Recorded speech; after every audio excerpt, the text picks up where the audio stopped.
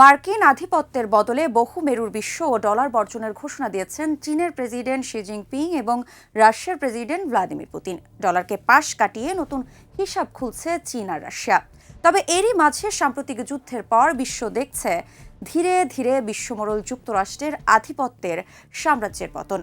সম্প্রতি ইরানের প্রতিরক্ষা মন্ত্রণালয়ের পক্ষ থেকে দাবি করা হয়েছে যে ইরানের ওপর চাপিয়ে দেওয়া মার্কিন ইসরায়েলি যুদ্ধ বর্তমান বৈশ্বিক ব্যবস্থার আমূল পরিবর্তন ঘটিয়েছে এবং এর ফলে ওয়াশিংটনের বিশ্বব্যাপী একাধিপত্যের পতন ঘটেছে।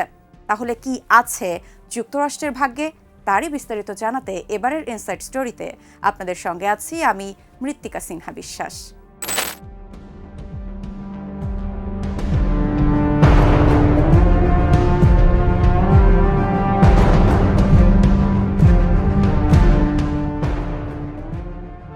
সম্প্রতি মার্কিন প্রেসিডেন্ট ডোনাল্ড ট্রাম্পের বেইজিং সফরের মাত্র 4 দিনের মাথায় মুখোমুখি হন চীনের প্রেসিডেন্ট শি জিনপিং এবং রাশিয়ার প্রেসিডেন্ট ভ্লাদিমির পুতিন। বৈঠক শেষে দেওয়া যৌথ বিবৃতিতে তারা স্পষ্ট বার্তা দিয়েছেন, বিশ্ব আর এক দেশের নিয়ন্ত্রণে চলবে না, তৈরি হবে বহু মেরুর নতুন বিশ্ব ব্যবস্থা।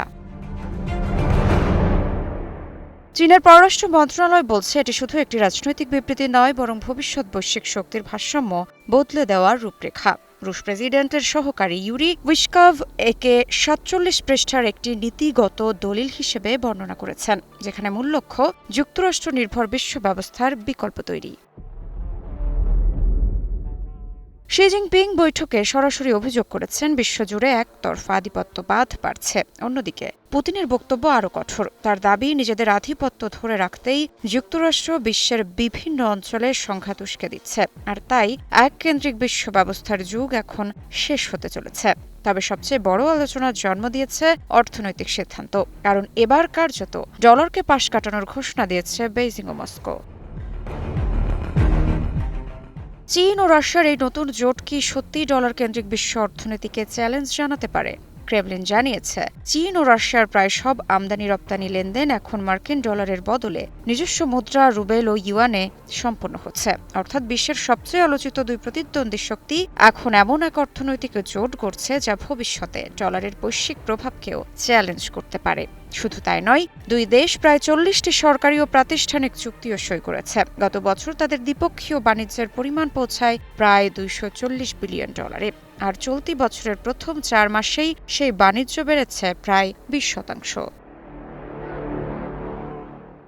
সবচেয়ে গুরুত্বপূর্ণ বিষয় power of Siberia to gas pipeline. Kremlin জানিয়েছে, এই বিশাল প্রকল্পের রুট ও নির্মাণ নিয়ে দুই দেশের মধ্যে গুরুত্বপূর্ণ অগ্রগতি হয়েছে। পাইপলাইনটি চালু হলে প্রতি বছর প্রায় 50 বিলিয়ন ঘনমিটার রুশ গ্যাস সরাসরি চীনে যাবে, যা শুধু জ্বালানি নয়, ভূরাজনীতির সমীকরণও বদলে দিতে পারে।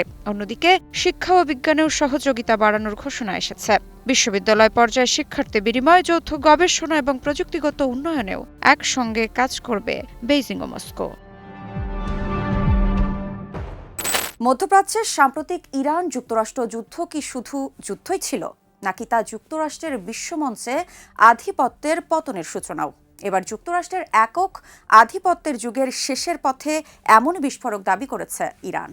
দেশটির প্রতিরক্ষা মন্ত্রণালয়ের মুখপাত্র রেজা তালাইনিক জানিয়েছেন, ইরানের ওপর চাপিয়ে দেওয়া মার্কিন ইসরায়েলি যুদ্ধ বিশ্ব রাজনীতিতে বড় পরিবর্তন এনে দিয়েছে এবং এতে দুর্বল হয়েছে ওয়াশিংটনের বৈশ্বিক প্রভাব। তাহলে কি সত্যিই বদলে যাচ্ছে বৈশ্বিক ক্ষমতার মানচিত্র?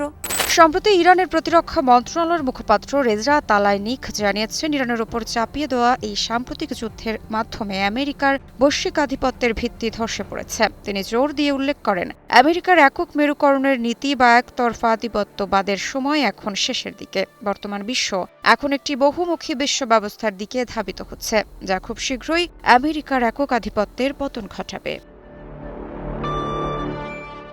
রেজাই তালাইনিকের মতে 2026 সালের 28 ফেব্রুয়ারির এই যুদ্ধে ইরানি জাতির বীরত্বপূর্ণ প্রতিরোধ ও আত্মরক্ষা বিশ্বজুড়ে এই নতুন পরিবর্তনের হাওয়া এনেছে। এই প্রতিরোধই বিশ্বকে এক মেরুকেন্দ্রিকতা থেকে বহুমুখী ব্যবস্থার দিকে নিয়ে যাওয়ার মূল চালিকা শক্তি হিসেবে কাজ করছে। বৈশ্বিক এই ভূরাজনৈতিক পরিবর্তনের মাঝেও ইরানের জনগণ এবং সশস্ত্র বাহিনী দেশের সার্বভৌমত্ব রক্ষায় সম্পূর্ণ প্রস্তুত রয়েছে বলে স্পষ্ট বার্তা দিয়েছেন ইরানের প্রতিরক্ষা মন্ত্রণালয়ের এই মুখপাত্র রেজা তালাইনিক দৃঢ়তার সাথে জানান, যে কোনো ধরনের হুমকি বা বহিরাগত আগ্রাসনের বিরুদ্ধে অত্যন্ত সুনির্দিষ্ট, কঠোর ও জোরালো জবাব দিতে ইরানের বাহিনী বিন্দুমাত্র দ্বিধাবোধ করবে না। এদিকে ইরানের বিরুদ্ধে ৪০ দিনের সামরিক অভিযানে বড় ধরনের ক্ষয়ক্ষতির মুখে পড়েছে মার্কিন যুক্তরাষ্ট্র। অপারেশন এপিক ফিউরি নামের এই অভিযানে আমেরিকার অন্তত ৪২টি অত্যাধুনিক যুদ্ধবিমান, ড্রোন ও নজরদারি উড়োজাহাজ ধ্বংস হয়েছে। এই যুদ্ধে যুক্তরাষ্ট্রের আর্থিক ব্যয়ের পরিমাণ প্রায় $২৯ বিলিয়ন। মার্কিন কংগ্রেসের অধীন সংস্থা কংগ্রেশনাল রিসার্চ সার্ভিসের সাম্প্রতিক এক বিস্ফোরক প্রতিবেদনে এই চাঞ্চল্যকর তথ্য উঠে এসেছে। পেন্টাগন ক্ষয়ক্ষতির হিসাব গোপন রাখতে চাইলেও সিআরএস এর এই প্রতিবেদন মার্কিন প্রশাসনের ভেতরের বড় বিপর্যয়কে প্রকাশ্যে এনেছে। ইরানের পরমাণু প্রকল্প নিয়ে বহুদিন ধরে টানাপোড়েন চলার পর গত ২৮ ফেব্রুয়ারি দেশটিতে সামরিক অভিযান অপারেশন এপিক ফিউরি শুরু করে মার্কিন প্রতিরক্ষা বাহিনীর কেন্দ্রীয় কমান্ডো সেন্টকম। যুদ্ধ চলে ৭ এপ্রিল পর্যন্ত, অর্থাৎ প্রায় ৪০ দিন।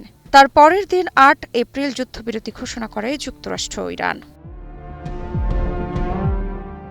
প্রতিবেদনে ধ্বংস হওয়া ৪২টি উড়োজাহাজের যে তালিকা দিয়েছে সিআরএস, এ তালিকায় রয়েছে ৪টি F-15E strike eagle fighter jet, একটি F-35E lighting two stealth fighter, একটি A-10 Thunderbolt two attack aircraft, ৭টি KC-135 স্টার-টু ট্যাঙ্কার রিফুয়েলিং উড়োজাহাজ, একটি E-370 ইয়াকোস সার্ভেইলেন্স এয়ারক্রাফট, ২টি AMC-130 J commando 2 aircraft special operation aircrafts, একটি HH-60W Jolly Green rescue helicopter, ২৪টি MQ-9 Reaper drone এবং একটি MQ-4C Triton high altitude surveillance drone.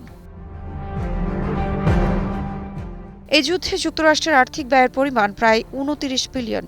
ইরানে যুক্তরাষ্ট্রের অপারেশন এপিক ফিউরি পরিচালনা করার মূল উদ্দেশ্য ছিল দুটি ক্ষমতাসীন ইসলামী প্রজাতন্ত্র ইরানের সরকারকে উচ্ছেদ করা এবং ইরানের কাছে যে ৪০০ কেজি ইউরেনিয়ামের মজুদ আছে তা দখল করা। যুদ্ধের প্রথম দিনই ইরানের সর্বোচ্চ নেতা আয়াতুল্লাহ আলী খামেনি নিহত হন এবং পরবর্তী ৪০ দিনে মৃত্যুবরণ করেন ইরানের প্রথম সারির বেশ কয়েকজন নেতা ও শীর্ষ সামরিক কর্মকর্তা। তবে যে লক্ষ্য নিয়ে অভিযান শুরু করেছিল যুক্তরাষ্ট্র তা সফল হয়নি। ইরানের সরকার উচ্ছেদ হয়নি এবং যুক্তরাষ্ট্র এখন পর্যন্ত ইউরেনিয়ামের মজুদের হদিশ উদ্ধার করতে পারেনি।